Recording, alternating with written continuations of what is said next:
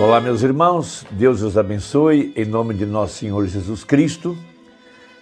Pela graça de Deus, estamos aqui para mais essa conversa nesse dia. Eu espero que possa ser algo relevante e que contribua com a fé para o arrebatamento.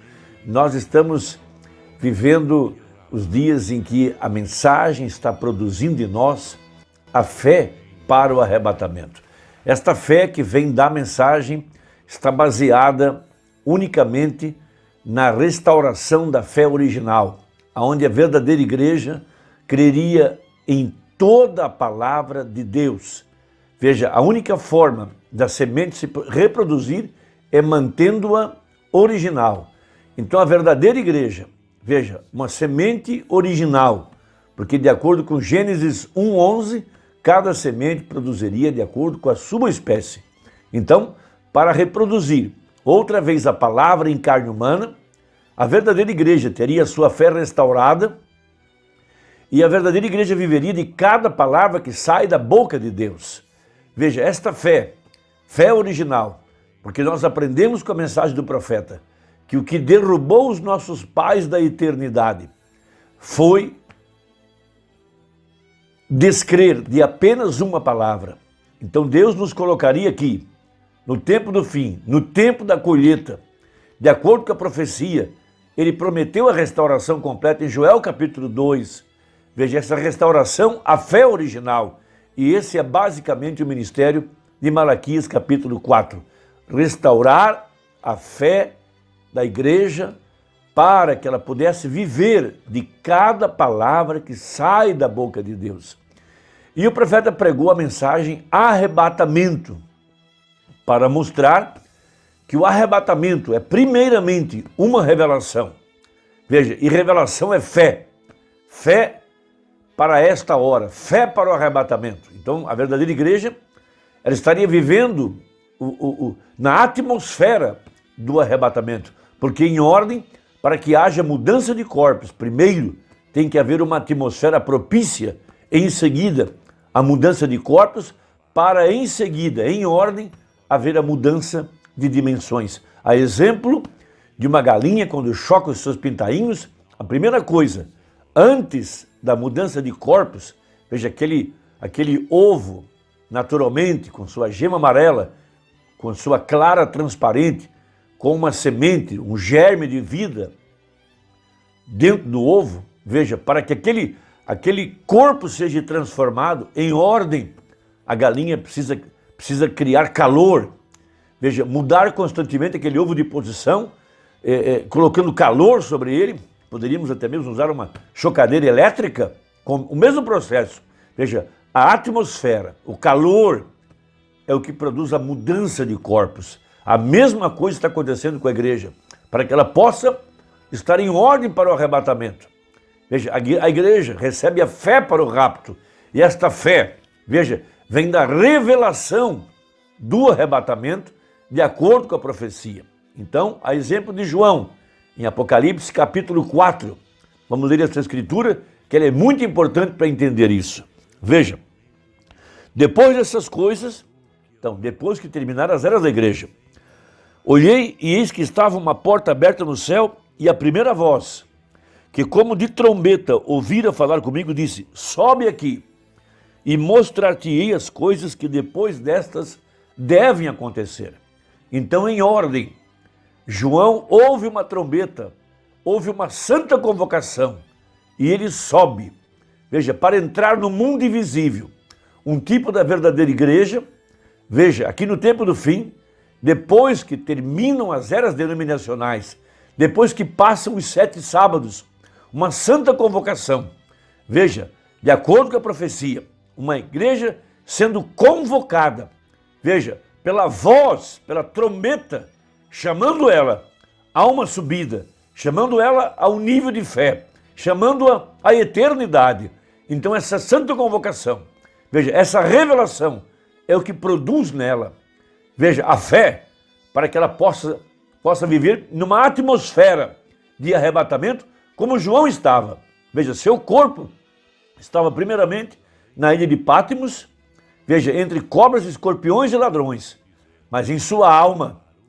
ele estava arrebatado. E foi revelado. Veja, a mesma coisa para a verdadeira igreja aqui no tempo do fim. Ela é chamada pela voz da trombeta. Os demais não vão ouvir, os demais não darão crédito.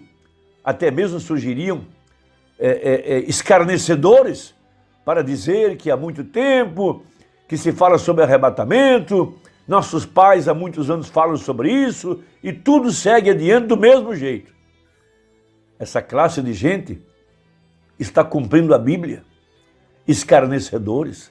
Veja, se Deus disse que haverá um arrebatamento, então há uma chamada para um povo: olhai para cima, porque a vossa redenção se aproxima. Veja, a exemplo de Israel lá no Egito, naquela noite, quando o anjo da morte desceria para trazer o julgamento sobre a terra. Veja, havia uma praga caindo, e eles então estavam com o sangue aplicado na porta em forma de uma cruz. Veja, lá dentro de casa eles estavam com a roupa vestida, com o sapato nos pés, com o cajado na mão. Veja, em clima, em atmosfera de quem estava indo embora no amanhecer. Há uma igreja agora mesmo, para a qual o mundo está morto. Veja, debaixo dessa grande angústia e aflição que o mundo está passando. Veja, há uma pressão agora, através da política, através da ciência, através desses espíritos que estão querendo tirar os nossos direitos, as nossas liberdades, de acordo com a profecia. A igreja teria que parar de pregar. E isso vem caminhando muito rapidamente. Mas veja, é a profecia, e nessa atmosfera há uma igreja agora entrando no clima de arrebatamento, para em seguida ser transformada. Veja, uma santa convocação, um chamado para o alto. Então há um povo que tem ouvido a voz do Espírito.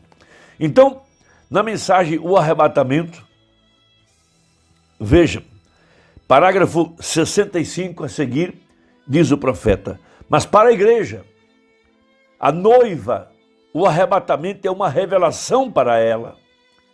Veja, antes de ser um desaparecimento secreto, antes de ser uma transformação, primeiro é uma revelação para produzir a atmosfera, para produzir a fé, porque fé é revelação. Veja, e é revelado a ela que a revelação, a verdadeira noiva de Cristo, está esperando por essa revelação do arrebatamento. Então, continua o profeta, agora é uma revelação, porque a revelação é fé. Não se pode ter uma revelação sem que seja fé. Fé é uma revelação, porque é algo que lhe é revelado. Enquanto muitos estão se embaraçando com o negócio dessa vida, muitos estão escarnecendo, outros não creem. Mas a verdadeira igreja, essa que tem seu nome no livro da vida do Cordeiro, essa que não foi enganada, essa que é chamada pelo profeta de a pequena noivinha.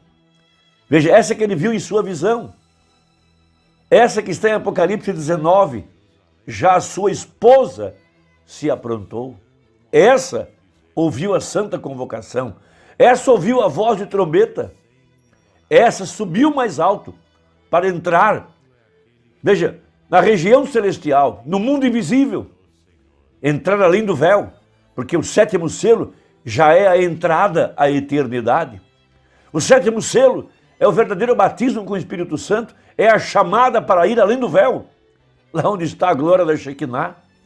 Veja, o segundo átrio, onde continham os castiçais, representando as 7 eras da igreja, mas além do véu, no lugar santíssimo, veja, já era além das 7 eras, além dos 7 sábados, já é a entrada à eternidade, do mundo visível ao mundo invisível, lá onde está Deus, lá onde está a glória da Shekinah, lá onde o eleito entra, tendo acesso ao pilar de fogo, acesso ao poder vivificador, acesso ao alimento espiritual, às 7 vozes dos 7 trovões.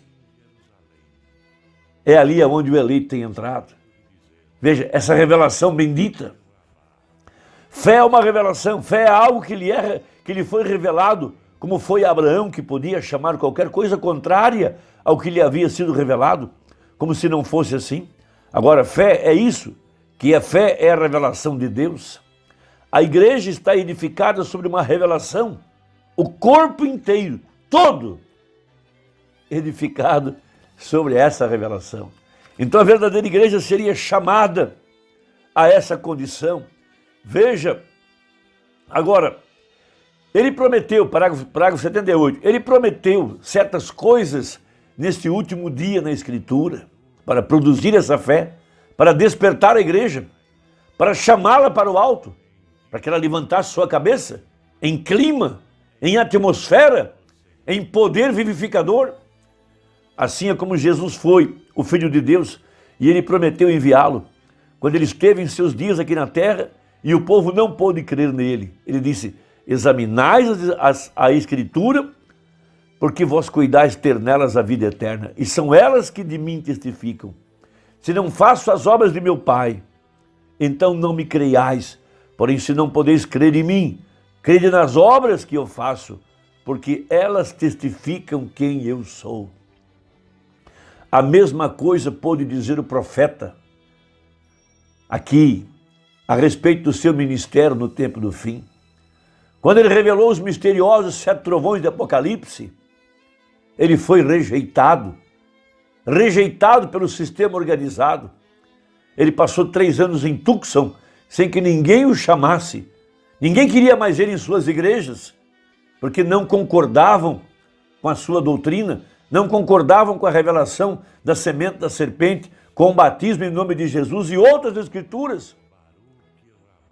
Ele podia dizer: se vocês não creem em mim, se não creem na minha doutrina, então creiam nas obras, na manifestação do mistério do ministério do Filho do Homem, do sinal messiânico. Veja, Cristo está ressuscitado e tem pago o preço. Mas eles não podiam crer nem na doutrina e nem nas obras. Por que razão? Porque Laodiceia está cega, miserável, pobre e nua, e não sabe. Eles não podem encontrar a porta.